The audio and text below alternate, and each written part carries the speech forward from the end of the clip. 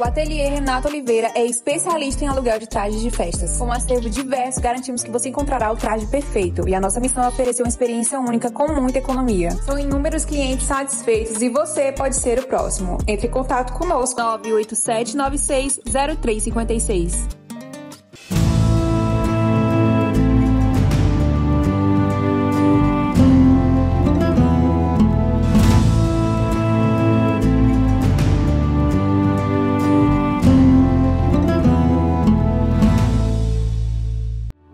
Quer aprender a lidar melhor com a sua vida? Precisa de orientação para as suas decisões? Consulte o tarô. Fale comigo. 859-9653-5770.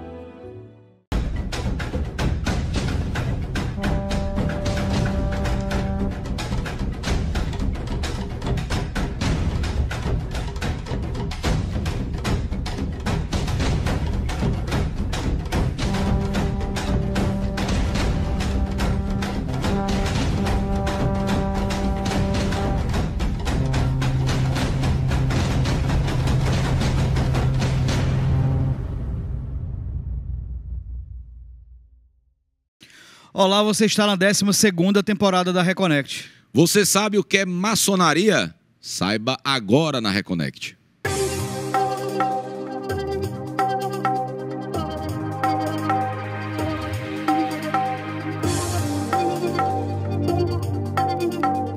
Olá, você está na Reconnect, seu portal aberto para falar sobre espiritualidade para além da religião aqui na TVC, canal 5.1 HD, afiliada à TV Cultura.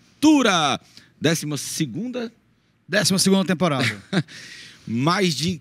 Quase que perdi as contas, mais uma vez, agora tem que ir lá de novo. Programas, muitas horas, muitos uns convidados. 480 e poucas horas de programa sobre espiritualidade, laica, anos. leve, plural. 5 anos. Revisitando temas, falando de forma diferente, vendo. temas. Engraçado, esse que... Sim, deixa eu me apresentar primeiro, né? Olá, eu sou Roberto Leão, eu sou o venerável apresentador da poderosa Reconnect de todos os tempos.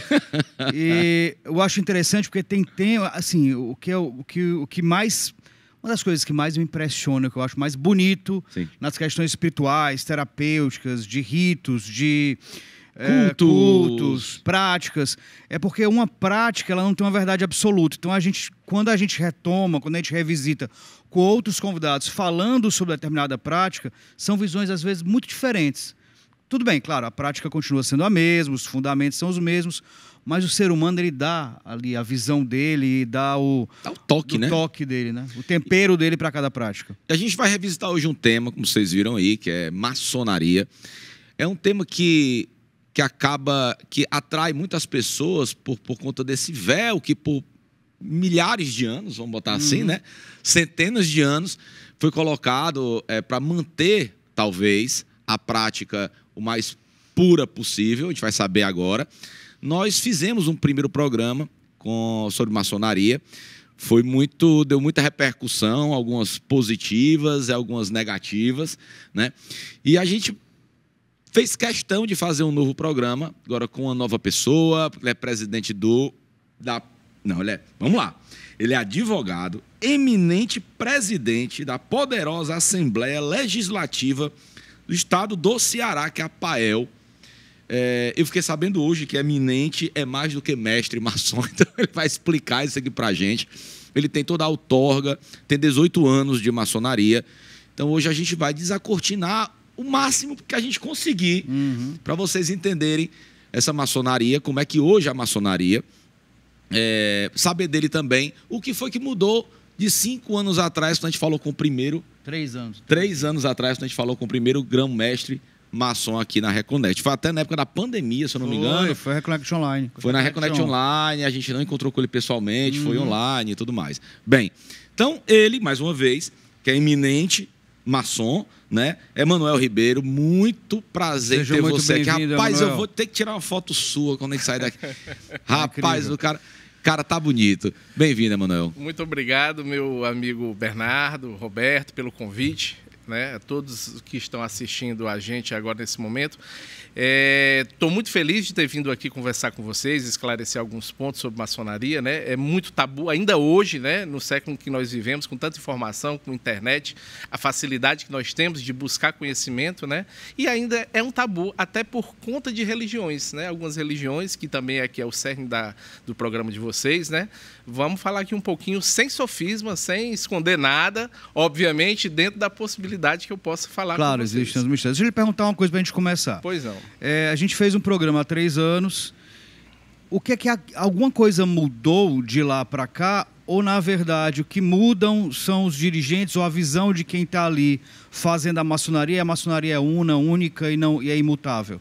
Pronto, a pergunta foi muito boa, né? Puxando já comecei muito bem. Pronto, vocês podem ficar conversando vocês dois. Papel, né? Agora eu vou dormir. Mas é o seguinte, a maçonaria, ela nunca muda, certo? Ela é imutável. A nossa instituição, ela vem assim de séculos e séculos e séculos e ela não se transforma, tá?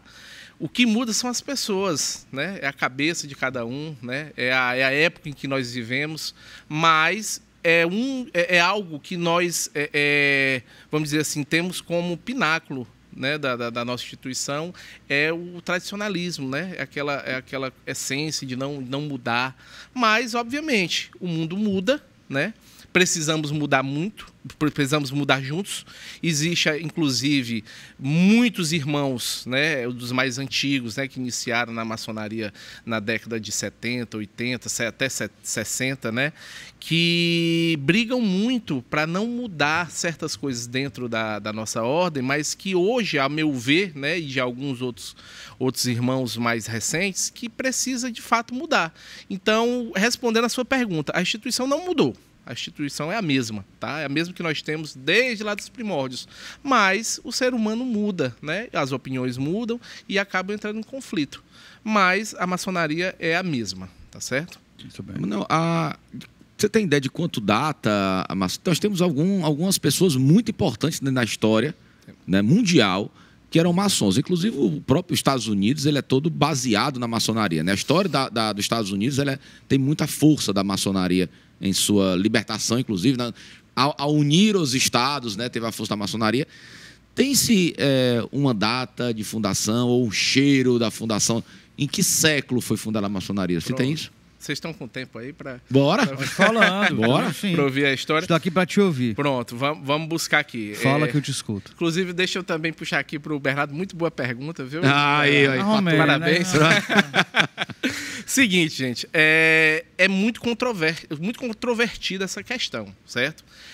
Existem vários escritores, historiadores também de profissão, que escreveram diversos livros, né, falando do início da maçonaria, e nenhum deles, certo, chega a nenhum consenso. Não existe. Mas muitos são humildes em dizer. Vamos tentar fazer algumas observações que nos levem a crer que foi assim. Mas, obviamente, que nós não temos certeza da situação. Há uma corrente que diz que a maçonaria veio nas pirâmides do Egito, certo? Uhum. Nas construções das pirâmides, né? E ela traz muito essa questão, alguns símbolos egípcios, né? O trabalho também na pedra cúbica, certo?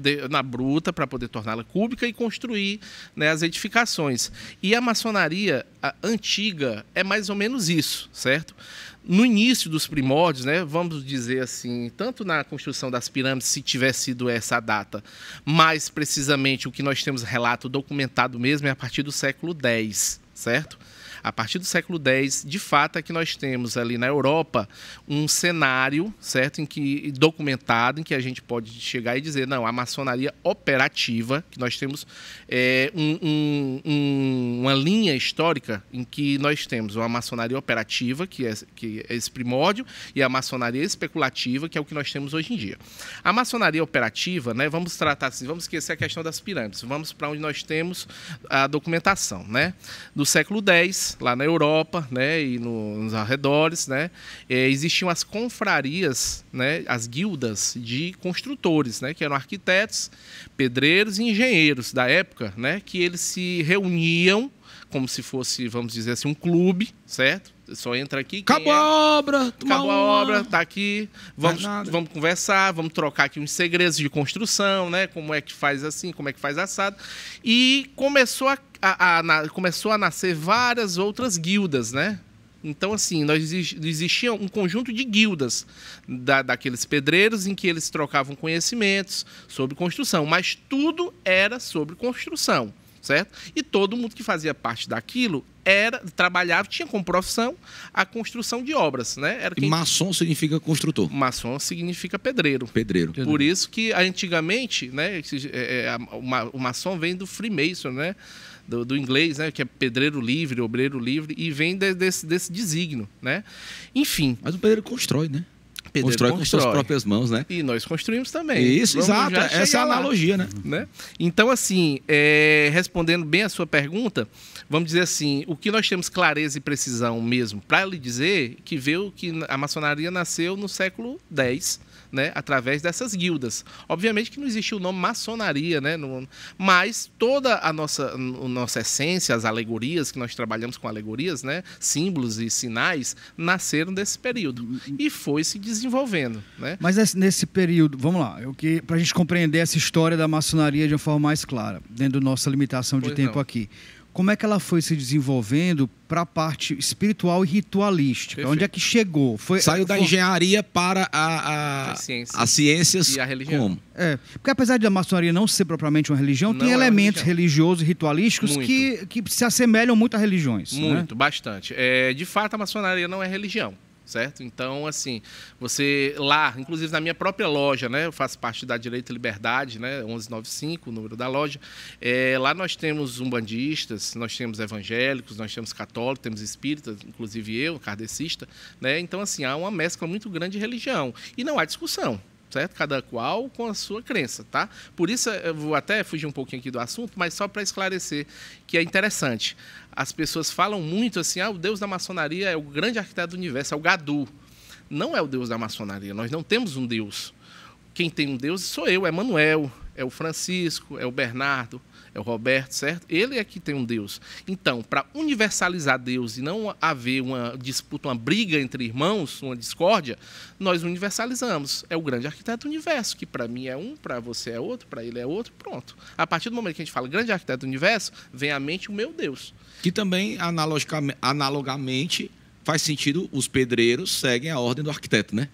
Perfeito, pronto. É mais ou menos aí. Então, inclusive, a única regra, né? Vamos a única regra, uma regra básica da maçonaria é você crer em Deus. Pronto. É um dos quesitos para você entrar. Porque se você não crer num ente superior, né, uma fonte criadora, não faz sentido você estar lá. Agora, eu não posso dar maiores detalhes porque é algo que envolve os nossos mistérios. Mas é mais ou menos por aí. E vindo aqui para a pergunta do nosso amigo Roberto, a maçonaria foi o seguinte. Ela, nesse período, né, do século X, que ela era a maçonaria operativa, que só existiam pedreiros, etc., na entrada do século XVII, né, com o fim do absolutismo, né? Não o fim, mas a queda do absolutismo, o enfraquecimento, o surgimento das ideias iluministas, né? Dos pensadores, dos filósofos iluministas, tirando o rei do centro do poder, a igreja do centro do mundo, né?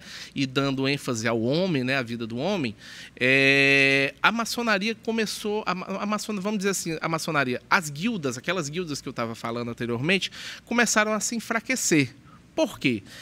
O forte principal dessas guildas era a construção de catedrais, castelos, monastérios, né? Onde eles arrecadavam, de fato, aquele dinheiro bruto, né? E com a queda disso, né, com o enfraquecimento, eles começaram a ser obrigados a aceitar outros membros nas guildas, certo? Para poder sustentar essas guildas financeiramente e até questão de membros, profissionais de outras áreas. Aí foi onde começou a entrar as ciências dentro da maçonaria. Entrou, vamos dizer assim, entrou o médico, né? Entrou o músico, o ocultista, entrou o matemático, e isso acabou se inserindo dentro daquele conhecimento, né? Vamos dizer assim, houve uma expansão de conhecimento. Pegou o que era de construção, o que era de arquitetura, e começou a dar ênfase com outras ciências, né? Daí nasce a chamada maçonaria especulativa, que é o que nós temos ainda no tempo de hoje, né? Esqueceu a questão das obras, das construções práticas, Sim. Sem perder a essência da construção, das obras, do significado de cada coisa, tá? E foi inserido a ciência, o ocultismo, a religião, apesar de não ser, né, a ênfase no Deus superior, e aquilo dali foi crescendo e se espalhando para o restante do mundo. Mas o que me parece, Manuel, assim, é que sempre esse lado, apesar do lado científico ser extremamente forte e importante, ter feito mudanças significativas na sociedade, o que faz com que as pessoas permaneçam unidas dentro de grupos ou de ritos é realmente o lado oculto, né? É o que meio que fortalece, é o que a gente não conhece ou sabe ou conhece, mas não tem como exatamente provar cientificamente. Então, hoje o lado oculto da maçonaria, ele é maior do que o lado científico, matemático, ou dessas outras searas que entraram na maçonaria? Pronto, eu vou... Ou pelo menos mais importante? Você falou uma coisa muito, muito bacana, que eu posso até pegar um gancho aqui do que você está falando, das suas palavras. Muita gente, eu acredito que a grande maioria, 99% dos irmãos, né, que entraram na maçonaria, foram motivados por esse sentimento de curiosidade, né, de sentir que ali existe algum ocultismo, algo secreto, algo espiritual, né, e o desejo de desvendar aquilo e de descobrir. Óbvio que existem aquelas pessoas que entram por outros motivos, como é o meu caso. Eu entrei porque minha família, os homens da minha família todos são, meu pai é maçom, meu avô, meus tios, e eu nasci e cresci dentro do seio maçônico, então nada mais justo do que eu ter aquela vontade. Eu nem ligava tanto para essa questão de ocultismo, etc., até porque na época, desde criança, eu nem observava essa questão, mas eu achava bonito aqueles homens ali, aquela reunião, etc. A maçonaria, ela tem o seu lado espiritual, o seu lado ocultista, né, as suas doutrinas, mas muita coisa também que é dito e pregada por aí por pessoas que, inclusive, nem fazem parte, certo? É muito misticismo, né? Até porque envolve toda uma questão histórica, né? O Papa Clemente perseguiu a maçonaria, o Papa, se não me falha a memória, eu acho que foi o Papa Bento IX, ele excomungou a maçonaria, né? O Papa Francisco também acabou elaborando algumas bulas contra a maçonaria. Então, criou aquele cenário de que existe um ocultismo ali dentro. Mas tu vai dizer que você não trabalha com bode preto? Bicho, pelo amor de Deus, irmão. Vai dizer aqui pra mim. É mais fácil, Bernardo, você trabalhar com esse bode do que a gente. É fato. Posso nem desmentir. Você tá entendendo? É mais fácil você ter o bode do que a gente. Mas, de qualquer forma, a maçonaria também se beneficia muito disso, né? Porque, claro. Lógico. Com certeza. Afasta, o medo também gera poder, né? Afasta aquilo dali e também cria uma aura de mistério, né? Que é poder, né? Tem gente que você passa, um maçom, você tá entendendo? Quem tem um segredo tem poder, né? Quem tem segredo. Mas a mesma coisa, assim, eu concordo com você que a questão do misticismo, ele pode... O misticismo em todas as áreas, o místico, o oculto, acaba atraindo as pessoas, né? Mas uma coisa que não sei se você concorda, que o filtro para entrar na maçonaria, ele é tão grande que passa a ser tipo um vestibular da Universidade Federal. Quando a pessoa quer se submeter àquilo para ver se passa, e quando passa é como se fosse uma vitória estar dentro da maçonaria, porque o crivo é tão grande, aí vamos discutir se ainda é assim, né? Porque eu sei que analisar até se a pessoa tem surraqueira, se tiver surraqueira dentro da maçonaria, né? Então é um crivo social. Devia ser assim também nas religiões de matriz africana. Tem estudo social sobre a pessoa, né? Pesquisa nome, se deve na justiça, se não sei o que. É um filtro tão grande, né? E se faz também um network muito grande na maçonaria, Lá tem, como eu lhe disse, a maçonaria, em sua história, ela abraçou presidentes, ministros, descobridores, né? Desbravadores. Então, isso chama muita atenção das pessoas, né? Sim, é verdade. Hoje, para fazer parte da maçonaria, existe vamos dizer assim, um comitê, né, que é montado para fazer uma sindicância, né, bem pesada sobre aquele candidato, né? Mas entenda o motivo.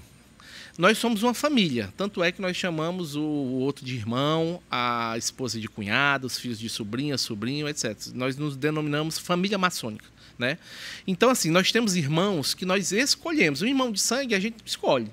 E muitas vezes a gente nem se dá com nossos irmãos, né? O irmão de maçonaria é um irmão que você escolhe, né? Que você tem afinidade, né? Obviamente que são muitos, às vezes acaba dando errado. Vamos ser sinceros. Mas, de fato, existe uma sindicância muito pesada para a gente saber quem é aquele candidato, né? Até porque, para você entrar na maçonaria, você tem que ser convidado. Tá? Você precisa ser convidado. Eu sou maçom, eu posso convidar e precisa ser mestre maçom. Um aprendiz e um companheiro, ele não pode fazer, não pode convidar, tem que ser mestre. Nem chegou ainda, né? Nem chegou, já quer sentar na janela, né? Já chamar o povo para subir, né, no ônibus. Convidado não chama convidado, não chama convidado. Então, assim, o mestre maçom, ele convida aquela pessoa, né? Então, assim, eu levo o Bernardo lá para minha loja para apresentar o nome dele. Os irmãos lá da minha loja não conhecem o Bernardo, né? Então, eles precisam conhecer o Bernardo. Para isso, são feitas algumas visitas, né? Os irmãos vão na casa, né, do candidato, vão conhecer a família do candidato, vão conversar. Se tiver oportunidade, né, digamos, mora num condomínio, tem um vizinho ali do lado, a gente conversa com o vizinho também para saber se aquela pessoa de fato é uma pessoa boa, de bons costumes, não é isso? Para saber se a gente pode confiar nele, né? No final de tudo, o nome dele, inclusive foto também, roda na maçonaria. Certo? Todas as lojas têm a condição de ver quem quem está sendo proposto, porque, por acaso, eu estou numa loja que não é a minha. O Bernardo é apenas uma ficção, tá, Bernardo? Uhum. O Bernardo está lá na minha loja como candidato, está o nome dele lá, um irmão, digamos, lá no Juazeiro do Norte, conhece o Bernardo, vê o nome dele ali, não, o Bernardo não merece entrar aqui, não. Então, ele vai passar uma comunicação lá para a nossa loja para dizer, olha, eu conheço o Bernardo ele não... Sem vergonha. Sem vagabundo. Mas me diga uma coisa, existem critérios claros, eu falo assim, dentro do... Ou subjetivos, não gosto, só não gosto Mas dele. eu estou falando assim, até para linkar sobre as mudanças, a gente teve esse programa anterior há 3 anos com maçonaria e ficou muito uma cara de uma prática misógina, transfóbica. Existe algum critério que elimine esse tipo de perfil? Como é que é o papel hoje do negro, da população LGBTQIA+, da população trans dentro da maçonaria? O grande problema na época foi a misoginia. Então, vamos perguntar... Transfobia também. Transfobia também. Vamos perguntar de forma clara. A maçonaria aceita homossexual? Responde já. Vamos para o intervalo.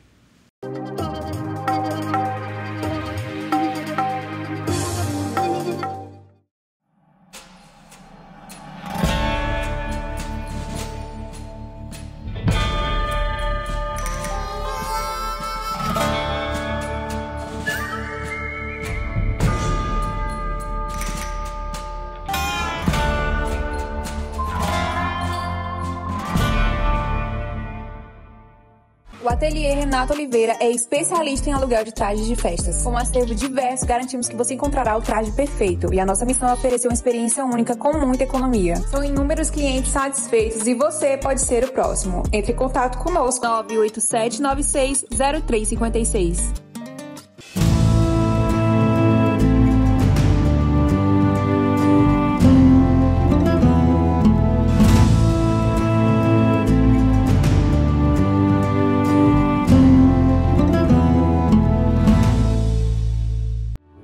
Quer aprender a lidar melhor com a sua vida? Precisa de orientação para as suas decisões? Consulte o tarô. Fale comigo. 859-9653-5770.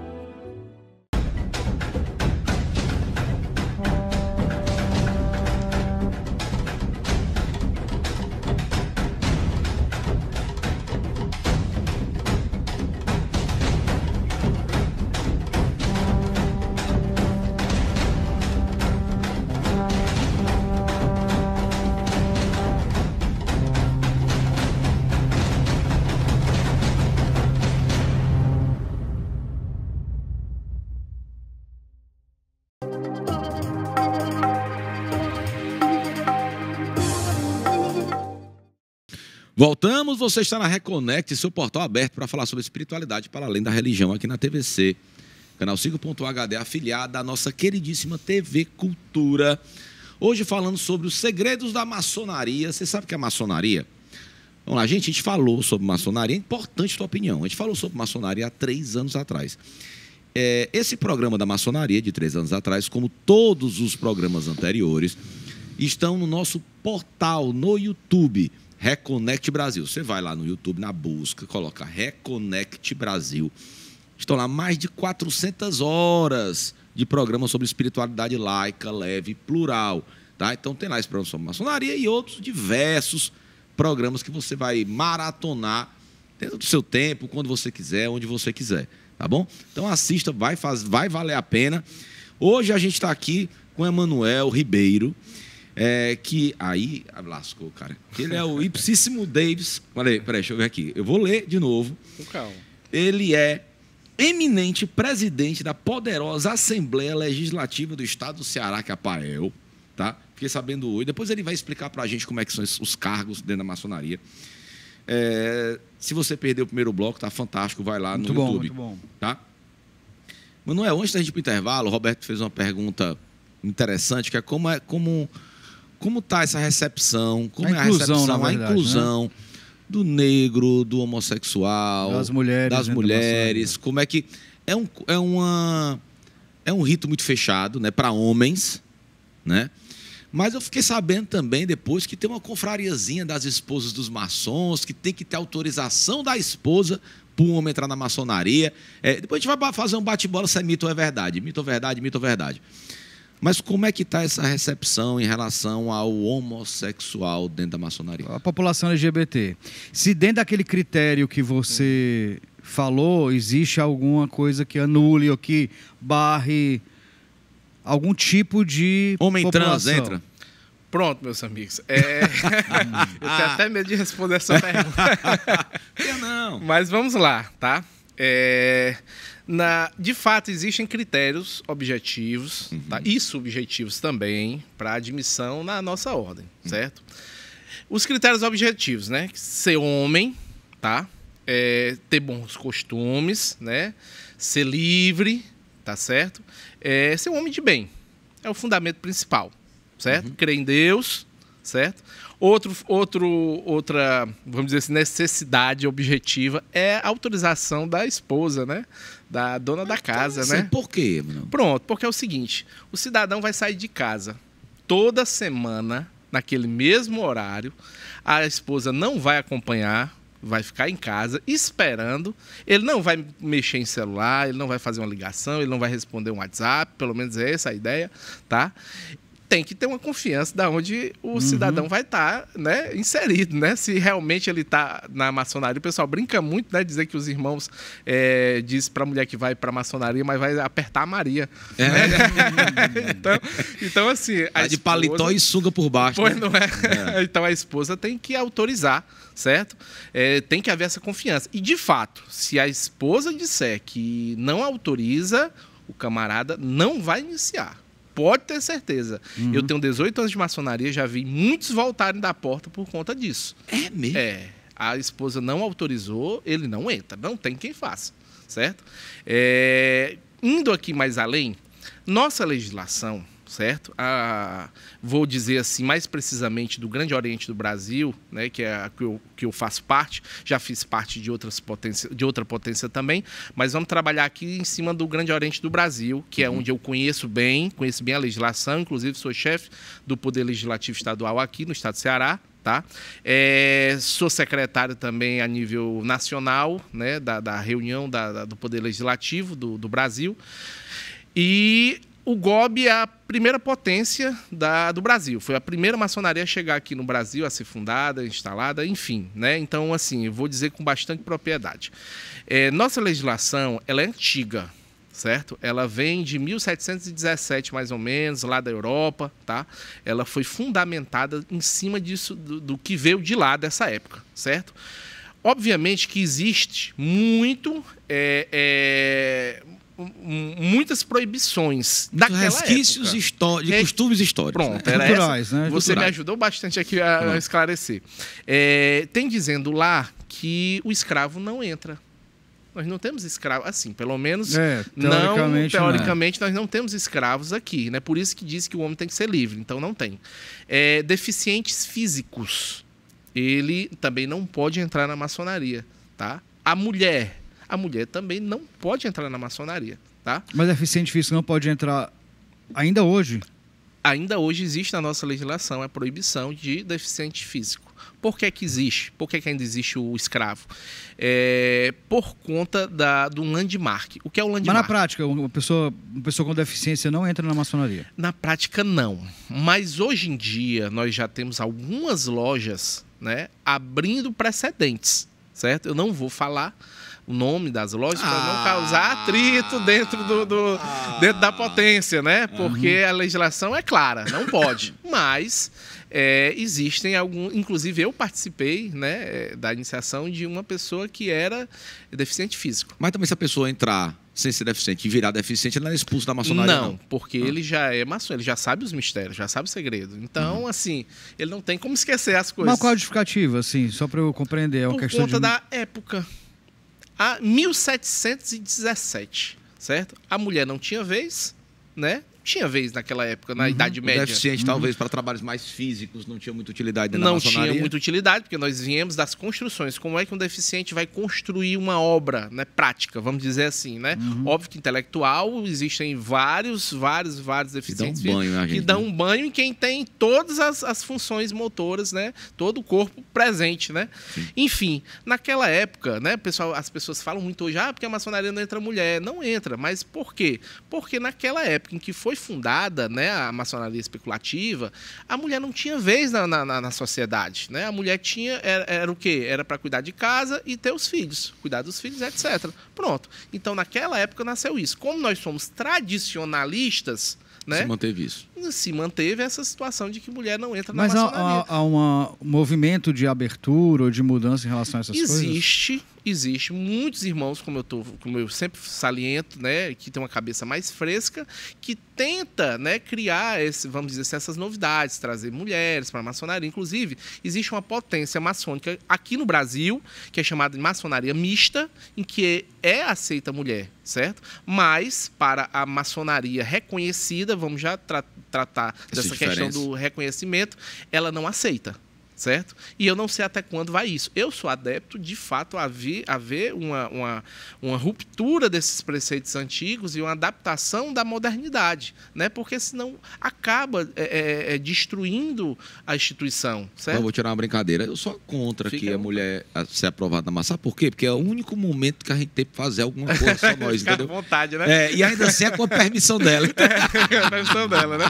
E vou além, viu? Tem muita gente que diz assim, não vamos iniciar a mulher não, porque ela vai no salão e vai contar tudo.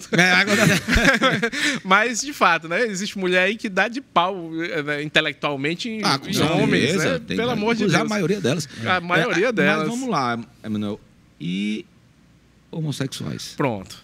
A nossa legislação, ela não fala em momento algum, e eu até incentivo aqui aos irmãos a procurarem e me procurarem para mostrar, não, você está errado, certo? Até onde eu sei, tá? Não existe na nossa legislação nada que proíba a admissão de homossexuais, transgêneros, etc. Certo? Obviamente que tudo vai da questão de interpretação, porque a hermenêutica da interpretação ela é vasta, né? Pode ser que alguém leia um texto aqui e diga, não, tá aqui a proibição. Mas a proibição clara não existe.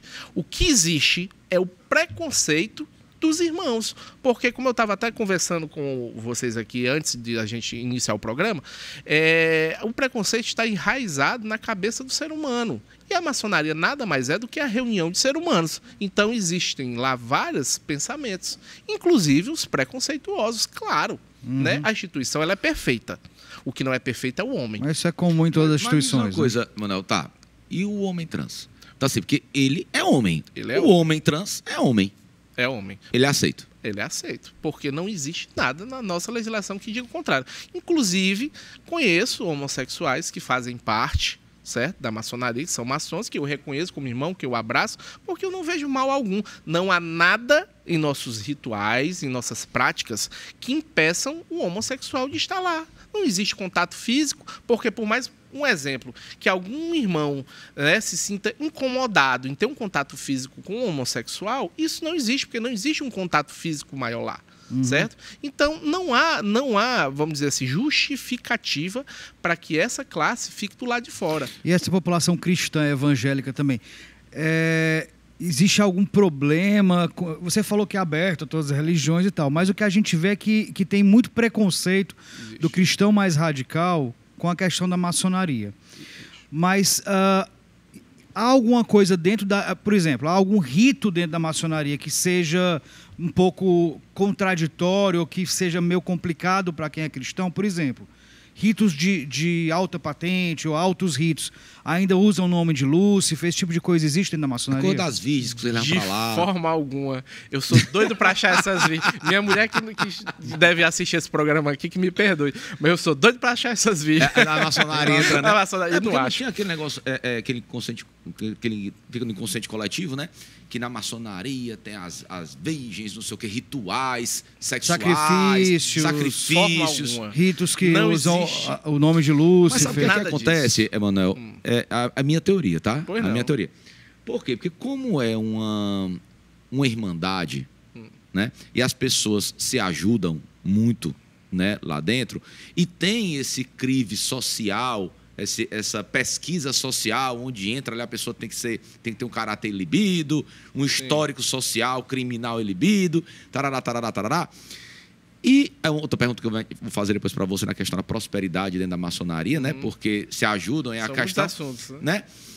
E aí as pessoas falam assim, rapaz, esse povo aí prospera, só tem a nata da sociedade, só pode ter pacto com o cão. Deve ser isso. Não. Não, mas eu acho também que a maçonaria ela se beneficia desses E tudo que é mistérios, oculto né? também acaba tendo mais poder. Pronto, vamos lá, tá? Primeiro de tudo, não existe nada disso que a turma fala aí fora, que a gente mexe com o diabo, Bafomé, né? Se liga muito a Bafomé, com a maçonaria, e rituais de sangue, né? Mais fácil vocês estarem usando sangue lá no ritual de vocês do que a gente na maçonaria. Porque não existe isso, gente. Até o catolicismo. Até o catolicismo, né? A representação Judeu. do sangue, né? Enfim, não existe isso. Isso vem da antiguidade, né? O papado, né, juntamente com alguns reis, inclusive o rei Filipe da França, né, Filipe o Belo da França, o Papa Clemente, ele perseguiu os templários, cavaleiros templários, né, que foram os primeiros bancos, né, foi quem criaram os bancos. Você depositava o dinheiro num templário, num templo, você podia recolher em outra cidade, etc. Enfim, os templários ficaram muito ricos, a Igreja Católica, não estou falando mal da Igreja Católica. Inclusive, só um parênteses, nós temos um programa sobre os templários, excelente, com Jeová com o Jeová Mendes, vai lá assistir. Corre lá no Jeová YouTube. Mendes fala mal da Igreja Católica. Vamos ver, porque aí o Jeová Mendes falou. Tu não teve coragem não, mas o Jeová Mendes falou. Vamos ver o que o Jeová Mendes falou dos templários. Bom, vamos deixar para ele falar. Então, mas enfim, a igreja perseguiu muitos templários, né? Quando os templários caíram, né? Vamos dizer assim, a igreja perseguiu. A França mortos, né? Foram mortos. O último que sobreviveu, o último grão-mestre foi Jacques de Molay, né, com mais 3 companheiros, né, foram torturados para entregar os mistérios dos templários e as riquezas. Enfim, os templários remanescentes acabaram correndo para dentro da maçonaria, né, vamos dizer assim, a maçonaria acabou acolhendo aqueles templários, recebendo, tanto é que existem rituais nossos, quem é maçom sabe, né, principalmente do GOB, algumas potências não reconhecem, que são os rituais do rito escocês retificado, né? Que ele envolve a ordem dos templários, né? Tem muitos resquícios da prática dos templários da época. Sim. Enfim, quando a maçonaria estava ali cuidando dos templários, ajudando, a igreja... Tem a maçonaria agora, né? Já pegamos os templários aqui, tem a maçonaria agora, vamos atrás da maçonaria. Pronto. A partir desse momento, criou um misticismo, obviamente, que a Inquisição, na época, né, abalou as estruturas total. Aquelas pessoas lá que praticam a maçonaria, elas trabalham com o diabo, com o bode, vocês não vão para isso não, vamos excomunhar. Então, isso veio, né? Isso veio daquela época. né? Então, não somos apenas nós que somos tradicionalistas, né? Mas aí, As no religiões teu também. entendimento, a Igreja Católica da época conseguiu destruir a maior potência de exército, inclusive, que tinha na época, eram os templários. Conseguiu. O que blindou a maçonaria? Vamos dizer assim, o que blindou foi o seguinte: os templários eles não se escondiam, a maçonaria se escondia. E se esconde até hoje. Não se esconde, mas hoje em dia a gente diz que é discreta, né? Mas naquela época ela é escondida. Daí veio o mito do bode na maçonaria, certo? Uma das histórias que diz, né, que é uma das histórias reais, né, é que na noite que fosse ter a reunião na casa daquele irmão, certo? Amarrava-se um bode durante o dia na porta da casa para quem passava saber que ali ia ter a reunião da que maçonaria. ali tinha jantar também, porque ali Tem. provavelmente Mas você era o falou- jantar, né? Maçom come. Você falou sobre a descrição da maçonaria. Meu pai, inclusive, era maçom. Quer dizer, eu lembro dele sendo maçom quando eu era muito pequeno, depois eu não sei se... Enfim, porque é muito discreto, né? Sim. Mas eu lembro que tinha reuniões, ele ia, tinha uma loja maçônica no centro e tal. Mas assim, eu não sou maçom, então para quem está de fora e para quem só compreende a questão da importância histórica da maçonaria, enfim, e também da importância aí desse rito, o que parece, o que fica muito evidente para a gente é que a maçonaria participou, apesar de forma discreta, mas às vezes não tão discreta, participou de muitas revoluções. Foi essencial em muitas revoluções dos períodos históricos da humanidade. Mas de um tempo para cá, a impressão que nos dá é que a galera só fica ali se reunindo mesmo, curtindo a vida, Pronto. fazendo um apertinho de mão e tal, e não tem participação efetiva em revoluções sociais, em questões sociais muito mais importantes. Ó, veja que interessante, viu, Roberto? Você de fora, né? A gente chama de profano, que não faz parte. Você profano e teve toda esse discernimento, toda essa observação. Só para concluir aqui né? o que o Roberto está falando, olha aqui, gente, quem foram as pessoas, os líderes políticos e revolucionários que já fizeram parte da maçonaria, né? George Washington, primeiro presidente dos Estados Unidos, grão-mestre da maçonaria na Virgínia. Simon Bolivar, libertador da América Latina. Grande Bolívar. Bolívar, José Bonifácio, patriarca da independência do Brasil. de Andrada. Dom Pedro I, primeiro imperador do Brasil. Winston Churchill, primeiro-ministro britânico durante a Segunda Guerra Mundial. Giuseppe Garibaldi, herói da unificação italiana, um dos famosos maçons da Europa.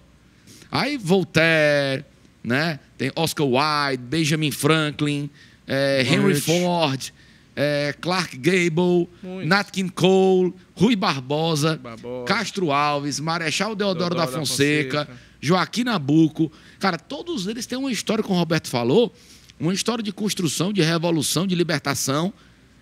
Maçonaria, nesse sentido, parou no tempo ou ela está sendo mais discreta? Pronto, ela está sendo mais discreta. Eu vou fazer uma afirmação, tá? Mas eu vou fazer logo mais, porque vocês esqueceram de um questionamento que vocês me fizeram aqui, que é muito importante a gente voltar um pouquinho. A questão do lobby da maçonaria, né? Sim. Maçonaria, né? Maçom rico, né? Ele se ajuda, etc. E fica rico. Eu até agora estou esperando ficar rico, né? Eu tenho 18 anos, ainda não fiquei rico dentro da maçonaria, não. Mas tem que pensar diferente, rapaz. Poderia ser pior. Poderia ser. Poderia ficar mais pobre, né? Mas assim, gente, nós participamos de uma instituição filantrópica, certo? Um dos pilares da maçonaria é a filantropia. Se eu tipo Lions, né? Se eu me proponho ajudar o próximo, né? Eu tenho que ter alguma condição para ajudar o próximo. Obviamente que a gente, né, a filosofia de Jesus Cristo, né, você tem que dar, né, não do supérfluo, mas o que vai te fazer falta. De toda forma, nós temos uma estrutura. Então, nós precisamos ajudar as pessoas, fazer filantropia, etc. Então, precisamos ter recurso. Então, não adianta eu botar um maçom, né, uma pessoa que não tem um mínimo do recurso financeiro, né, porque na hora de chegar para ajudar, até mesmo os irmãos dentro da loja, vai causar uma certa constrangimento, um desconforto para a pessoa. Então, não é ideal, né? Não é ideal. Mas, obviamente, que hoje se tem várias pessoas que não têm uma condição financeira, né? É invejável lá dentro da maçonaria. E a maçonaria é um lobby, querendo ou não, me perdoem meus irmãos, tá? Porque, por exemplo, nós nos ajudamos. Se eu sou um advogado, estou lá dentro da maçonaria, o irmão vai deixar de me procurar para procurar um profano? Não é o correto para a nossa filosofia, certo? Não, até porque é o seguinte, ó, dentro de uma... você vai procurar no mercado algum profissional, você basicamente tem alguns Perfeito. critérios, dentre eles a competência técnica e comportamental. Né? Confiança. Confiança. Se eu já tenho esse primeiro quesito, que é o mais importante, que é a questão do caráter e libido, do histórico, né? Porque senão impecável, porque senão ele estava dentro da maçonaria. Perfeito. Então, metade do problema foi embora. Pronto. Né? Então, já é mais natural Claro. que se faça aquela... Claro. Inclusive, os empresários, né, quando tem 2 candidatos, né, um profano e um irmão, para uma vaga de emprego, e depende dele a escolha, ele tem que optar pelo irmão. Desde que, obviamente, aquele irmão atenda os critérios técnicos necessários para o aquele cargo. etc. E tal. Mas vamos lá. Hoje Então, em dia, tá? Filantropia, tem gente que faz, né? Vamos lá. As grandes mudanças. Onde é que estava a maçonaria no dia 8? Pronto, vamos trabalhar lá. Vamos trabalhar lá, vamos chegar lá. E eu vou puxar daí a afirmativa que eu disse que ia fazer, tá? A maçonaria esteve presente nas grandes revoluções históricas mundiais, tanto fora quanto dentro do Brasil, reafirmo. Tá? Então, assim, a maçonaria fez parte dos movimentos iluministas, com o discernimento, tá? Da revolução... Eu fico até constrangido de dizer algumas, assim. Não, mas de todas, certo? Que... A proclamação da República, independência do Brasil, dos Até Estados Mozart, Unidos. o Wolfgang Amadeus Mozart era maçom também, né? Entende? Alexander Fleming era maçom. Então tá, mas assim... Pronto, vamos lá. Eu não estou fugindo da sua pergunta, não. Certo? Eu estou indo só pelos caminhos certos, tá? Você é advogado, né? Além de maçom, é advogado. Para você entender. Mas vamos lá. Hoje em dia, as grandes... Porque nós temos podemos ter dentro do Legislativo, do Judiciário, dos tribunais, dos Supremos Tribunais, né? Nós podemos ter maçons. E temos. Temos, beleza.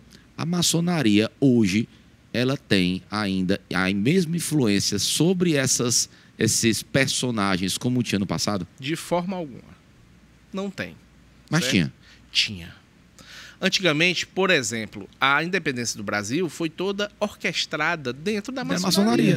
Lá no Rio de Janeiro, certo? Foi toda orquestrada lá. Dom Pedro I, à época, era nosso grão-mestre. Era o grão-mestre do Grande Oriente do Brasil, certo? E foi arquitetado dentro da loja de uma das lojas da maçonaria. Não teria sido feito se não tivesse o apoio da maçonaria? Não porque teria. Lá também estão os nobres. Pronto. Se os nobres não aprovassem, não teria sido feito. Não apoiassem, pronto. Agora, eram outras épocas em que outros valores eram tidos como importantes. Hoje em dia, quais são os valores? É uma pergunta que eu faço. Quais são os valores importantes? Quais são os valores que, de fato, vale a pena um homem seguir? Então você, como maçom, afirma que os donos do mundo não são maçons? Não mais.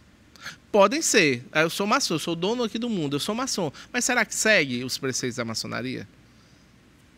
A grande pergunta é essa, a grande dúvida é essa. Então, assim, hoje a maçonaria está muito aquém do que acontece no Brasil. Até porque, e é uma coisa que eu falei aqui, eu sempre vou defender, a maçonaria tem que evoluir, tá? Porque o mundo é outro, certo? Existem vários tipos de pensamento dentro da maçonaria. Mas onde o mundo concorre e circula em torno do poder, ela perder, você não está evoluindo, não? Peraí, responde agora não. Você quer saber essa resposta? Assiste próxima semana a continuação desse papo. Próximo domingo, parte 2, Segredos da Maçonaria, aqui com o nosso queridão Emanuel Ribeiro. Então, muito obrigado por nos receber em sua casa nesse domingo, ou então você está assistindo na sua casa ou em outro dia. Foi muito bom ter você aqui com a gente. Fica ligado, não perde a Reconnect. Se ficou curioso sobre esse programa, revisita ele no nosso portal do YouTube, Reconnect Brasil. Até a próxima semana. E a gente vai ficando por aqui batendo papo. Você vai saber, a gente vai ficar fofocando aqui. Até já. Até a próxima semana. Eita, mano, essa eu quero saber. Essa vai pegar fogo.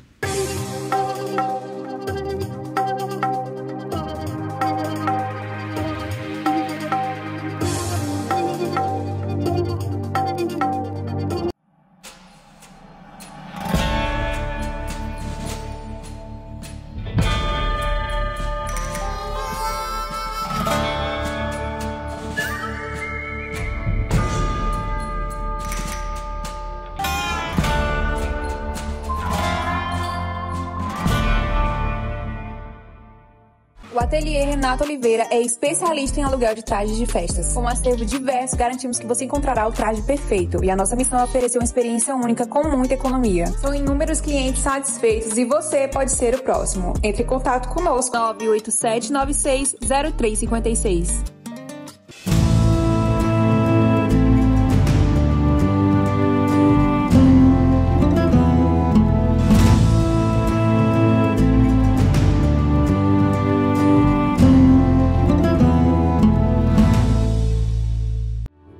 Quer aprender a lidar melhor com a sua vida?